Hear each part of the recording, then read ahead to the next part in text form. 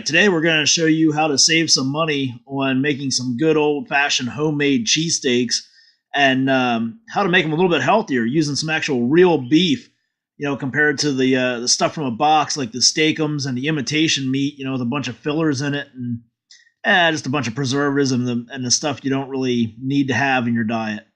So what we got here was we got this top round London Broil. This was on sale at our local grocery store. You can see there, $3.79 a pound. That's a heck of a deal compared to a box of Steak-ums.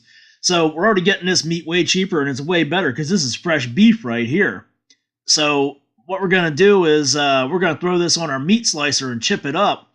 If you don't have a meat slicer, you could cut this down, a little bit with a sharp knife or something, into smaller strips and stuff. And we'll show you later on here. You'll see what we're talking about. But as you can see here, we picked this up. Again, this is good London Broil. Of course, this is the main ingredient. We're going to use some onion, some American cheese, and some good locally made rolls that we got.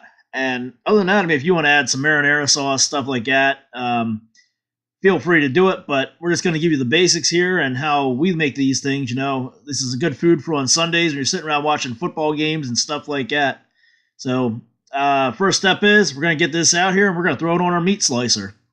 Okay, so we're all set up here with our London Broil. We got a chunk of it here on our slicer. This is the Chef's Choice 615A slicer, and we're going to set it on a dial back here at about 1 or 2, depending on how thin you want this, and we'll play with it as it goes. You get some fat or something in there, it might not chip as easy, but we're going to chip this up, and then we'll have it ready to cook.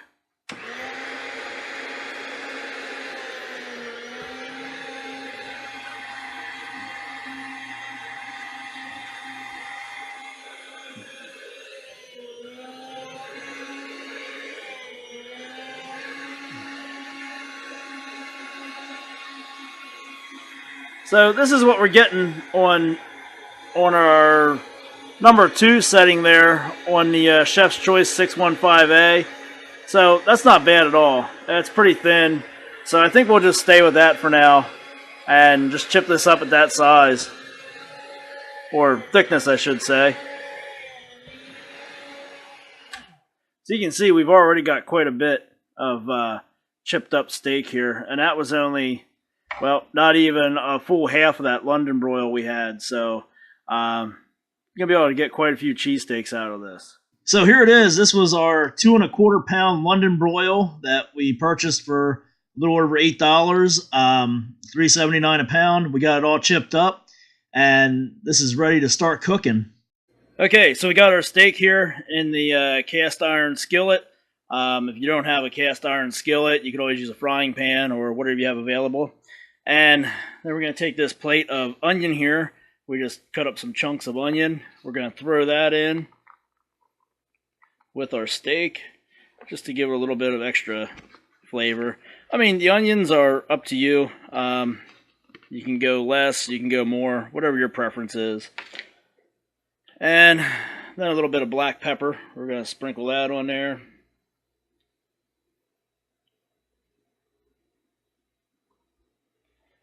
And a little bit of salt. Again, salt, the pepper, the onions, that's all up to you. It's all a matter of preference. The onion does add a bit more taste to it, a bit more flavor.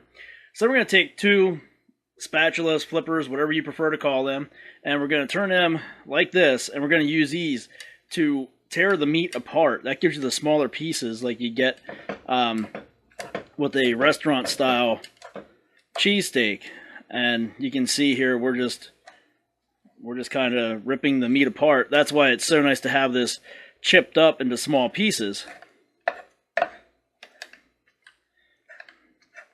So just go about your business doing that for a while till you have it, cut up into smaller pieces. I'll show you here in just a second, what we're talking about. Here you go. You can see right here in the middle.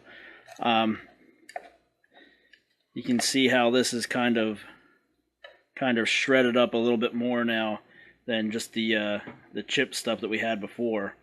So we'll keep doing that. Get rid of these big chunks, you know, get it all broken up. And while you're doing that, you're also chopping up the onions too. So that breaks the onions down a little bit more, so it's not as noticeable if you have kids or, you know, somebody who complains about onions.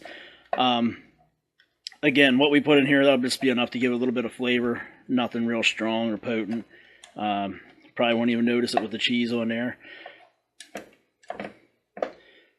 So we'll just keep doing this as it cooks.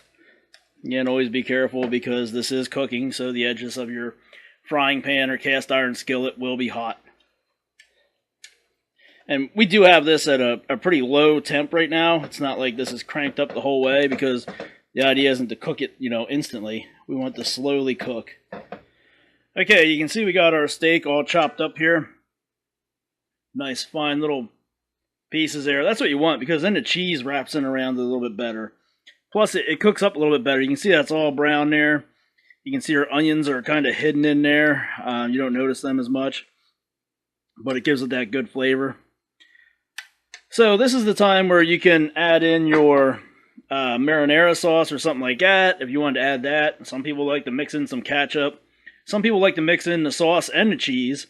We're going to go a bit old school here, and what we're going to do is we're going to take our buns, which you want to make sure you get a good quality bun or roll for your cheesesteaks. This is a nice, you know, not real flimsy and floppy bun here. So what we're going to do is we're going to put the cheese in there, and then we're just going to dump the meat in. Then we'll stick these in the oven for just a few minutes, you know, on warm. It'll help melt the cheese around there, stiffen up that bun a little bit more so it's not falling apart on you when you go to eat it. So that's it there. That's the basics of it, how to make a good restaurant quality cheesesteak at home. Very few things you need, and even if you don't have a slicer like we were using there, you can still take a nice sharp knife and you can cut the pieces of steak down a little bit more and then throw them into your frying pan or cast iron skillet, you know. Let them start to cook up a little bit, and then they're easier. You can, you know, pull them apart with the two flippers, spatulas, whatever you prefer to call them. And you got the nice little pieces of steak, and you've got yourself a good cheesesteak sandwich, and much healthier than Steak-ums or something like that you would pick up at the store. And again, in this case here, a lot cheaper as well. So here's one of our cheesesteak sandwiches, all good to go. We got the steak in there, we got the cheese on the bottom. We'll fill up a couple of these, we'll put them on a nice flat sheet, put them in the oven for a few seconds, let the cheese melt around the meat. Again, if you wanted to, you could mix the sauce in with the meat. You could put the sauce on the bottom like some restaurants do. However you prefer to do it, you can mix the cheese in too if you really wanted to. So we're going to do it this way because we got some people that just like theirs plain. And by the way, if you're just doing this way here with the onion in there, gives it a good flavor. You know, a little bit of pepper on there. It's not too bad. You ought to try it.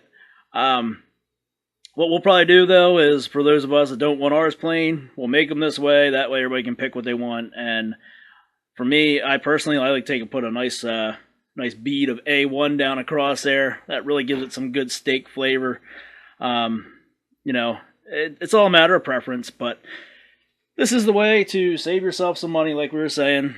Get yourself a good quality cheesesteak without paying the big restaurant prices and without using something like Steak-ums or, you know, some kind of imitation meat from a box. This, again, was London Broil. You know, you saw at the beginning of the video what we paid for that. That's some good quality steak right there, straight from the cow. So you can't really top that. And for the price and to save the money that we did, you can't go wrong. And this here was over 2 pounds. So again, you're getting a lot of meat there, plenty to go around. You could also use this if you wanted to then in some kind of a chip dip, or, you know, throw this kind of steak on top of a pizza. You don't necessarily have to make a cheesesteak, but if you have any leftovers, there's plenty of ways to use it. Maybe throw it in with your eggs in the morning. Okay, so here's our cheesesteaks. We're going to put these in the oven, like we said, for about a minute or two, and just let the cheese melt in around the steak. Then they're ready to go. We got the A1 on this one over here. That's mine. But again, just an idea of what you can do at home, you know, for a little less money than it would cost you to go to a restaurant to buy one. Or right around the same cost. You know, we're we're making 6 of these cheesesteaks. And it's way better meat and way better quality than Steak-ums or some kind of imitation meat from a box. Again, this was some London Broil we got on sale. There's always good deals at your grocery store. Check them out. This was, again, just London Broil, you know. No preservatives, just straight from the cow. You can't beat that kind of quality right there. So we'll put these in there, let the cheese melt, and then we'll pull them out, and we're ready to eat them. All right, so that's all there is to it, to making some good homemade cheesesteaks with some fresh beef and saving yourself a little money in the process.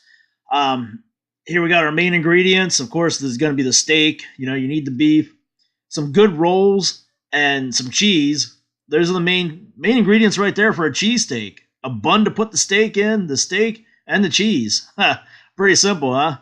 And then we got a list here of some of the optional ingredients that, you know, we would suggest. Of course, the onions, the peppers, mushrooms, stuff like that. If you cook it in with the steak, you know, get it chopped up with the steak, it adds a lot of flavor to the steak.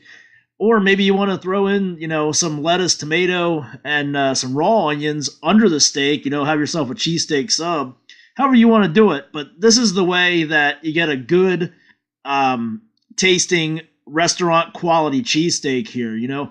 We know everybody's got their own preference, what they like on their cheesesteak. So we just thought we'd take the time to show you this. You know, good way to get a nice, healthy cheesesteak compared to the stuff you would get in a box. And you don't have to pay those high prices that you would at a restaurant or something.